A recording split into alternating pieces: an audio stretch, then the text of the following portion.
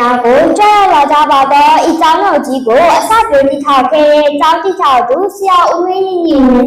ခြေတော်ရုပ်သက်ကြောကျမတို့ရဲ့အနာဂတ်အတွက်လမ်းပြဦးဆောင်နေတဲ့เจ้าအုပ်ဆရာမကြီးတော်မျိုးကျမတို့ကိုမှတ်ကန်တိကျသောဆုံးဖြတ်ချက်ကိုပေးပြီးအကဲခတ်တာလူကြီးများတွေရွှေပွဲလာအပိတ်ကအပေါင်းချစ်ခင်လေးစားရပါတော့မိတ်ဆွေတငယ်ချင်းများအားလုံးကိုယခုချိန်ခါသမီးမှာရေလိုအေးချမ်း၍တန်းလို့လွှင့်ပြန်ပါစေလို့မေတ္တာပို့ဆုတောင်းပေးနဲ့ဥစွာပဏမရုပ်တည်လေးစားစွာဘာဝပြုနှုတ်ကိုဆက်တော်ရပါရရှင်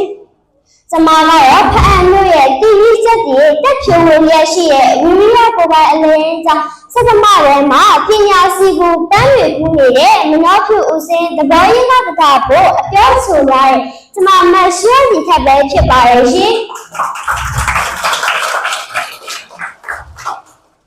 ကျမဒီနေ့ပေါင်းရှိပြသွားမယ်ကြာမှစကားပြောခေါင်းစဉ်လေးရဲ့အမိကတော့ကျွန်တော်ရေးထားတဲ့ပုံပေါ်တဦးဆိုတဲ့ခေါင်းစဉ်လေးပဲဖြစ်ပါရဲ့ရှင်အားလုံးနဲ့နာတော်တာဆင်နေကြပါအောင်ရှင်ကျမရဲ့ပုံပေါ်ကျမရှိတဲ့လူရန်ဟာဆိုလို့ရှိရင်မိမိရေးထားတဲ့ပုံပေါ်တဦးတယောက်စီစီရှိမယ်လို့ကျမထင်ပါရဲ့ရှင်တိတ်တိတ်ကြီးလို့မှလည်းရှိကြရမဟုတ်ဘူးလားတချို့တွေကတော့နာမည်ကြီးမိတ်ကပ်ပညာရှင်တွေအဆိုတော်တွေကမ္ဘာကျော်အမှုပညာရှင်တွေကိုလေးစားအားကြတတ်ပါရဲ့ရှင်ကျမမှာလည်းကျမလေးစားရဲ့ပုံပေါ်တဦးရောရှိတာပေါ့နော်သူကတော့အလေးရဲ့ညှို့ချက်တွေကိုဖော်ထုတ်ခဲ့သူသင်္ချာဖော်မူလာတွေနဲ့ကမ္ဘာကိုရှင်းဆွဲခဲ့သူဟိုးတစ်ချိန်ကကျောင်းဆောင်မှာဖတ်ခဲ့ပြီးရဲ့တော်လို့တရားပေါ့ပဲဒါပေမဲ့သူဟာလူသမားရဲ့အကြီးကျယ်ဆုံးသောဉာဏ်ပညာပါရှင်ဖြစ်တဲ့အဲဗာအိုင်စတိုင်းပါပဲ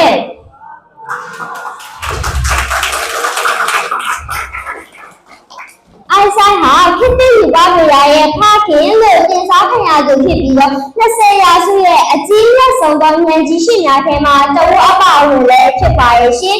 သူရဲ့ theory များဟာဆိုလို့ရှိရင်ယူပါမရနဲ့တဲ့တစ်ခုလုံးကိုပြောင်းလဲစေခဲ့ရဲ့အပြင်ကျမတို့ရဲ့စစဝါဆိုင်ရာအမြင်ကိုလည်းအခြေခံတစပြောင်းလဲစေခဲ့ပါရဲ့ရှင်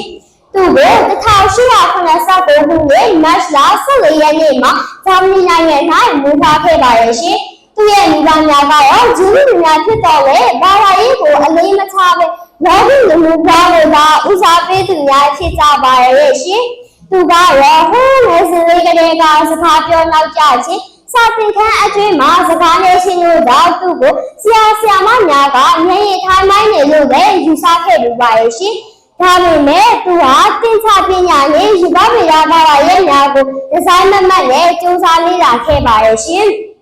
1896ခုနှစ်မှာဆိုရင်သူဟာဂျာမနီနိုင်ငံသားအဖြစ်မှာဆုံးဖြတ်ပြီးတော့1900ခုနှစ်မှာဆွစ်ဇာလန်နိုင်ငံသားဖြစ်လာခဲ့ပါရဲ့ရှင်ဇီးမြို့မှာရှိတဲ့ဆက်ဆက်ကျွဲမိပညာတက္ကသိုလ်တို့လည်းဝင်ခွင့်ရခဲ့ပါသေးရဲ့ရှင်1902ခုနှစ်မှာ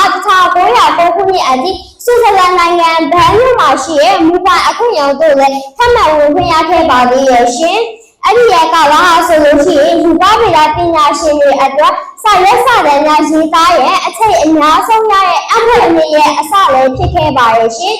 1905ခုနှစ်မှာဆိုလို့ရှိရင်အိုင်စတိုင်းဟာသိပ္ပံလောကကိုအုပ်စိုးကြစေမဲ့သူ့ကစာရန်ကြီးလေးဆောင်ကိုအန်ဒလန်ဂျီစစ်စစ်ဂျာနယ်မှာတနည်းတည်းနဲ့ထုတ်ဝေခဲ့ရအဲ့ဒီရဲ့နှစ်ဟာအိုင်စတိုင်းရဲ့အမှုအမြင့်ဖြစ်ခဲ့ပါရဲ့ရှင်အဲ့ဒီရဲ့လောက်ဆောင်ချက်အတွက်1922ခုနှစ်မှာနိုဘယ်ဆုချီးမြှင့်ခြင်းကိုလည်းခံခဲ့ရပါသေးရဲ့ရှင်အရေးတို့မှာဟောတဝင်းတွေရဲ့မှာရှိရဲ့အမောအမွှာလေးတွေရဲ့ရှုပ်ထွေးရဲ့ရွရမှုတွေဟာမော်လီကျူးများနဲ့အနည်းတွေရဲ့မရမနာတိုက်ခိုက်မှုကြောင့်ဖြစ်ပေါ်ရလို့လည်းအားစအားသင်္ချာကြီးအရာသက်ချပြခဲ့ပါသေးရဲ့ရှင်အဲ့ဒီခေတ်တော့က theory အစင်းပါရှိတဲ့ရဲ့အနည်းများတကယ်ရှိကြောင်းကိုလက်တွေ့ကျကျနဲ့တသိပြပြီးတော့ထောက်ခံခဲ့ပါရဲ့ရှင်အလင်းရဲ့အလင်းဟာလူဒီလိလာသူအတွက်မဆိုအမြဲတည်နေကြောင်းကိုအခြေခံပြီးတော့အချိန်လေးအာကာသအတိအကျစီမဟုတ်ဘဲနဲ့အာကာသအချိန်တွေပေါင်းစပ်နေကြောင်းကိုပါထပ်မံတင်ပြခဲ့ပါသေးရဲ့ရှင်အဲ့ဒီရဲ့ theory မှာစဉ်းစားလာတဲ့ကမ္ဘာကျော်လူများတွေတခုရှိရပေါ့နော်တိတ်တိတ်ကြီးရောသိကြပါလားရှင်ကျမအခုပြောပြပေးသွားမှာဖြစ်ပါရဲ့ရှင်အဲ့ဒီရဲ့ညီမချင်းကတော့E equal to mc square ဖြစ်ပါရဲ့ အဲ့ဒီညီမချင်းမှာ E ရဲ့အဓိပ္ပာယ်ကစွမ်း A M က drag to C ကအလင်းလို့အဓိပ္ပာယ်ရပါတယ်ရှင်အဲ့ဒီရဲ့ညီမချင်းဟာအကြောင်းပေါင်းတွေကျင်းများစွမ်းအင်ထုတ်လုပ်မှုတွေကိုတိုင်းတာရမှာအခြေခံကျလှပါရဲ့ရှင်1919ခုနှစ်မှာဖြစ်ပွားခဲ့တဲ့ညီတက်ချေဖြစ်စဉ်အတွင်းမှာကျင်းအလင်းများဟာညီနာရတဲ့အခါမှာကွင်းရွတ်သွားခြင်းကိုတိုင်းတာခြင်းဖြစ်အဲ့ဒီရဲ့ theory ကိုလက်တွေ့ကျကျနဲ့သိပြနိုင်ခဲ့ပြီးတော့အိုင်စတိုင်းဟာကမ္ဘာကျော်သိပ္ပံပညာရှင်တဦးဖြစ်လာပါရဲ့ရှင်အိုင်စတိုင်းဟာ